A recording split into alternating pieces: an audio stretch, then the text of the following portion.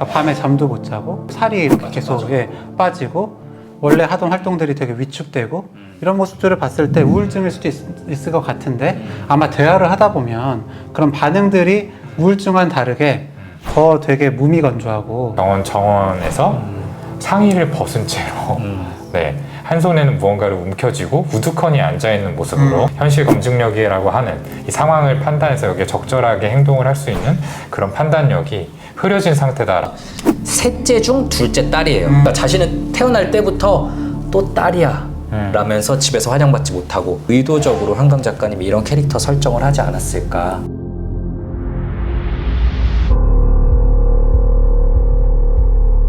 축하드립니다. 저희 연세대학교에서 그러니까요. 네, 경사죠, 경사. 경사죠. 네. 아무튼 너무너무 자랑스럽습니다. 네. 국뽕이 차오르고 그렇습니다. 네, 저희 또 동문 선배님으로서 네, 견딜 수 없는 뽕이 차올라서 이제 저희 해부자들에서는 한강 작가님의 대표적 소설을 한번 다뤄보기로 했어요. 2016년에 맨부커상을 수상한 작품이기도 합니다. 바로 채식주의자. 네, 정말 대표작이라고 할 수 있죠. 저희가 굳이 여러 가지 소설 중에 채식주의자를 고른 이유가 있잖아요. 뭐죠?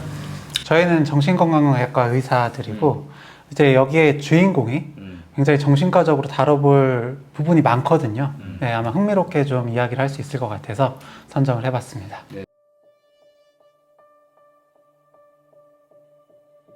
네, 거두절미하고 말씀드리면 주인공이 조현병. 이 책에서만 해도 정신분열증을 앓고 있어 라고 얘기를 하죠. 네, 후반부에 그런 부분이 나오죠. 네. 이게 저희에게는 굉장히 매우 익숙한 병이어서 이 환자분과 이 책 안에서의 영애 씨와 영애 씨의 가족들이 겪었을 상황들이 머릿속에 자연스럽게 그려지는데 사실 책을 통해서 이런 모습들을 처음 보신 분들은 이해 안 되는 부분이 너무 많을 것 같아요.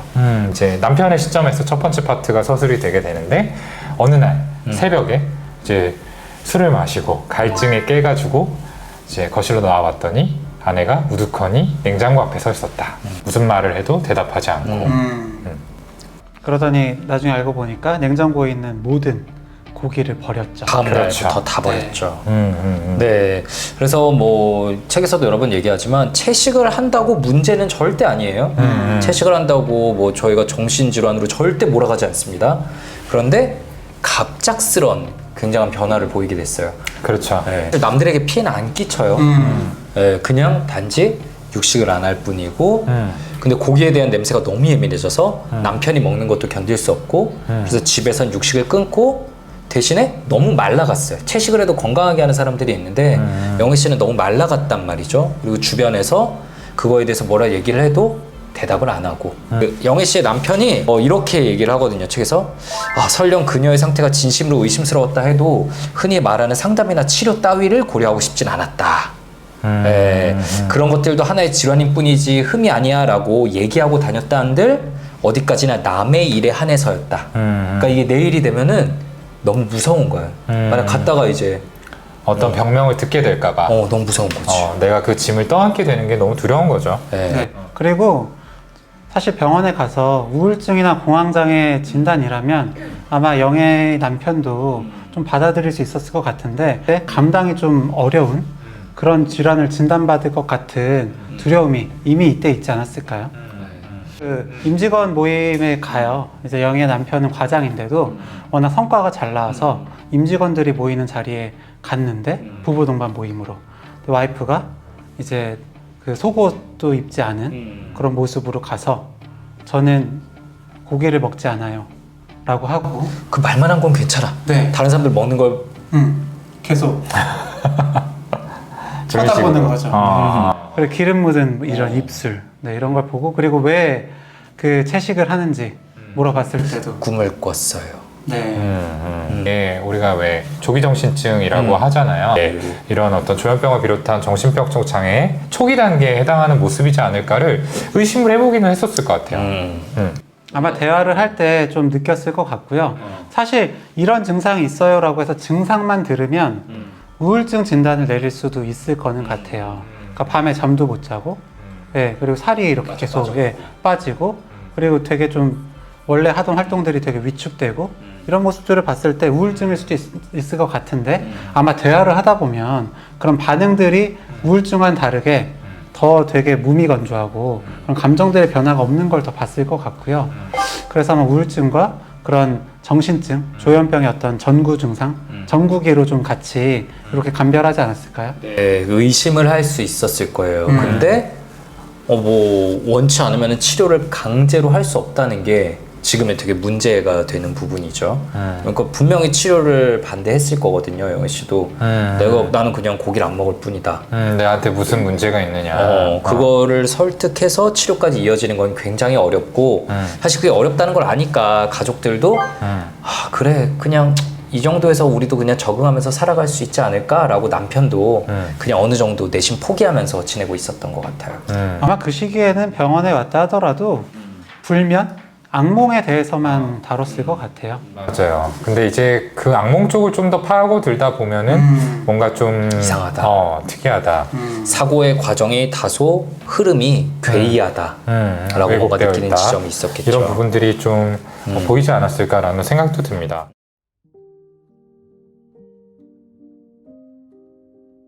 이제 전국이라는 거는 이제 본격적인 어떤 조현병의 증상들이 나타나지는 않았지만 어떠한 미묘한 변화들이 점진적으로 진행되기 시작하는 시기를 말합니다. 대표적인 증상들이 어떤 게 있을까요? 이제 잘못된 믿음인 망상이나 네, 환시나 환청 같은 그런 환각, 그리고 그런 좀 이해되지 않는 괴이한 행동이나 말, 이런 것들이 되게 약한 상태로 나온다라고 보시면 되고요. 그래서 망상까지는 아니라도 뭔가 좀 이상한 생각들, 받아들이기 어려운 그런 생각들, 그리고 환청이나 환시까지는 아니더라도 착각, 네, 뭔가 조금 이상한 그런 느낌들, 그리고 말이나 행동들에서도 조금 다른 것들을 보일 수가 있고요.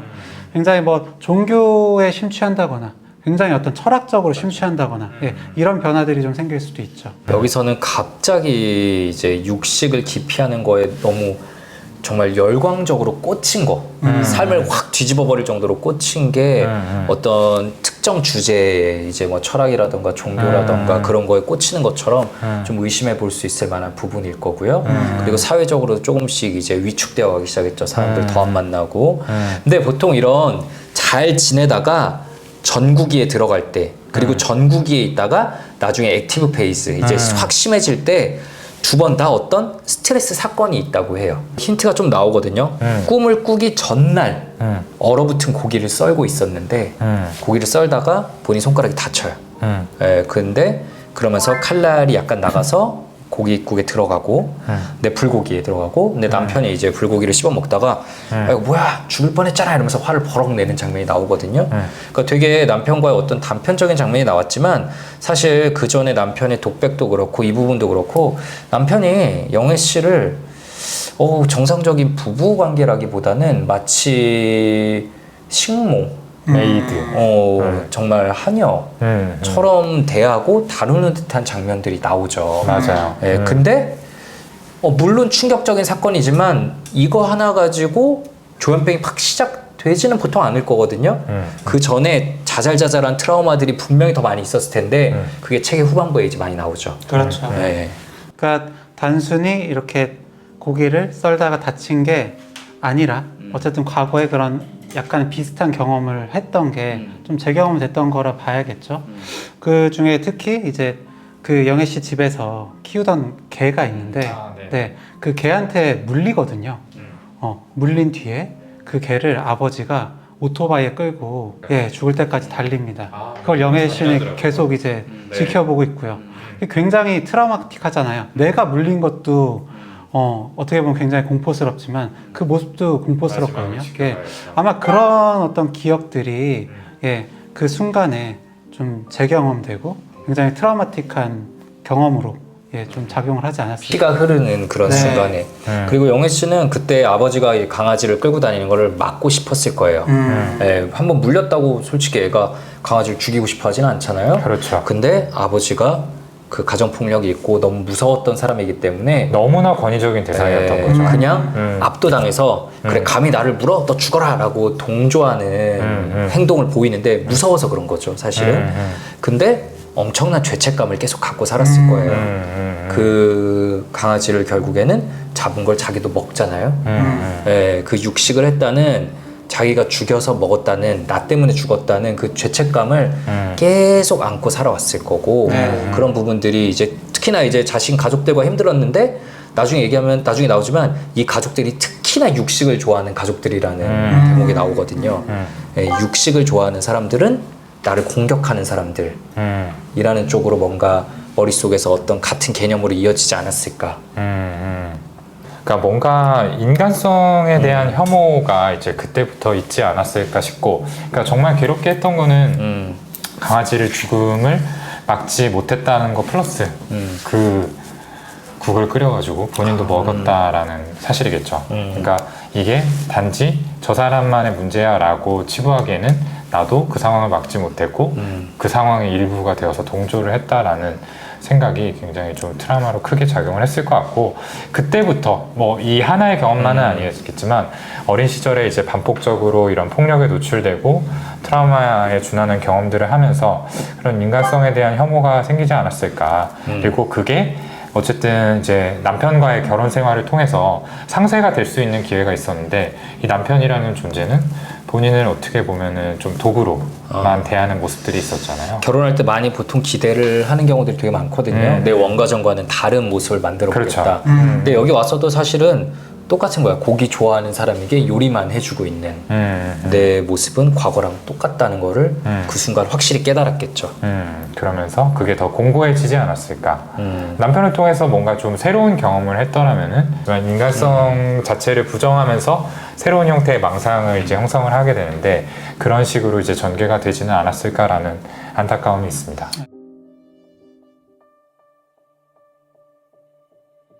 의도적으로 넣은 설정이라고 느끼는데, 영애가 셋째 중 둘째 딸이에요. 남동생이 있는 이런 경우 우리 사실 진료실에서 되게 많이 보잖아요. 그러니까 자신은 태어날 때부터 또 딸이야 라면서 집에서 환영받지 못하고, 근데 남동생이 태어나서 사랑을 다 가져가고, 그래서 셋 중에 가장 희생적이고 참아야만 되는 약자 포지션에 있는 사람들을 진료실에서 사실 되게 많이 듣거든요. 예, 그래서 의도적으로 한강 작가님이 이런 캐릭터 설정을 하지 않았을까. 그러니까 뭔가 본인의 감정이나 생각을 드러낼 기회가 없고 계속해서 억압을 했어야 됐던 사람들.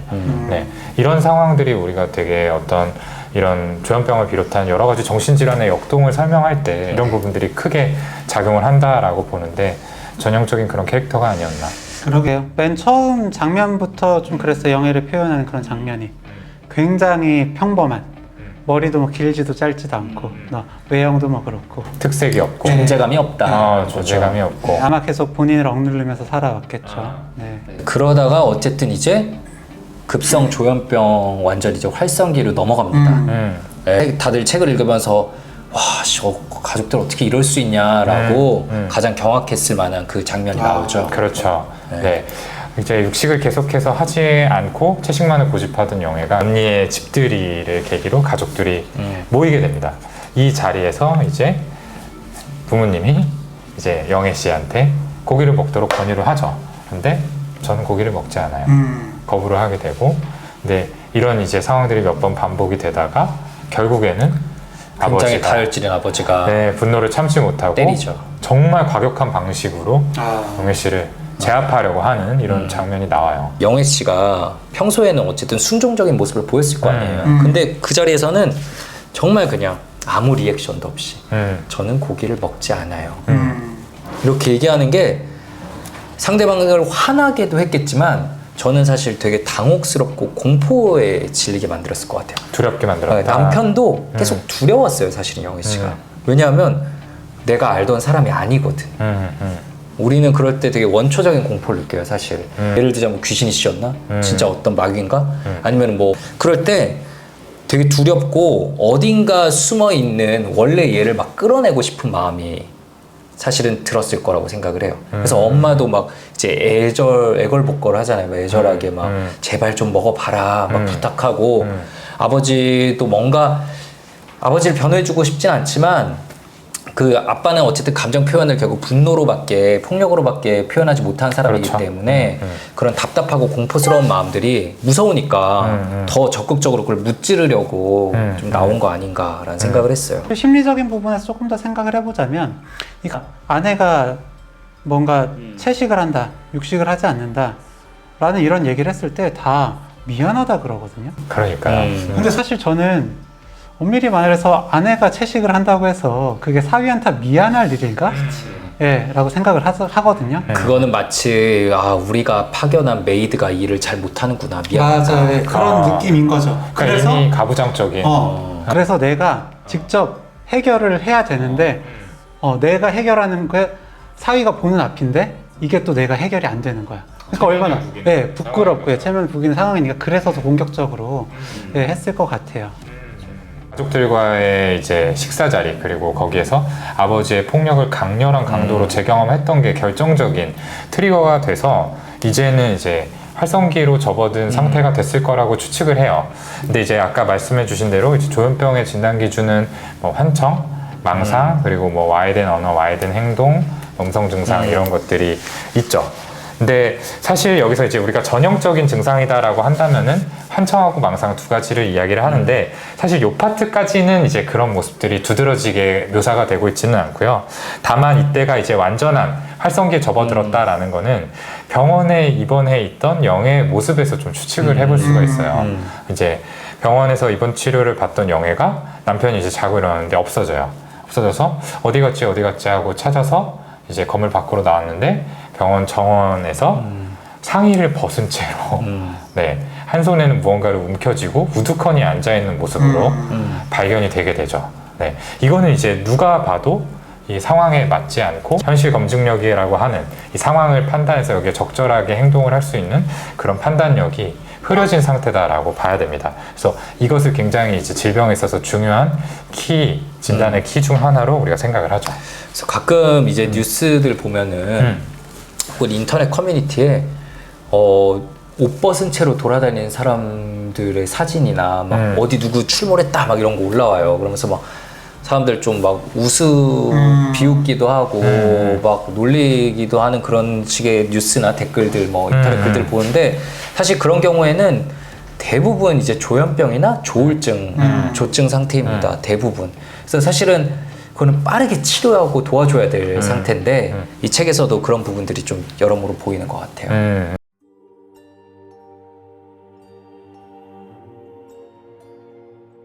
말하자면은 좀 식물과 같은 상태에 근접해진다라고 생각하시면 됩니다. 그 자리에 가만히 심어져 있는 식물처럼 그냥 하루 종일 가만히 앉아 있는 모습들을 이제 저희가 만성화된 조현병 환자분들에게서 좀 찾아볼 수가 있죠. 뭐 강제로 주사를 놓는 건 인권에 반하는 거 아니냐, 나쁜 놈들이라고 생각하실 수도 있지만 진짜 그 현실 검증에 깨진 분들에게 진짜 인간적으로 그분들을 위한 인권은 치료를 해주는 게. 그래서 네가 좀 많이 힘들었겠다. 그때 공포에 대해서 좀 들어주고 두려움에 대해서 좀 들어주고 지지를 해줬더라면 그때는 정말로 예후가 좋았을 것 같아요. 네, 조현병으로 안 갔을 수도 있죠. 맞습니다.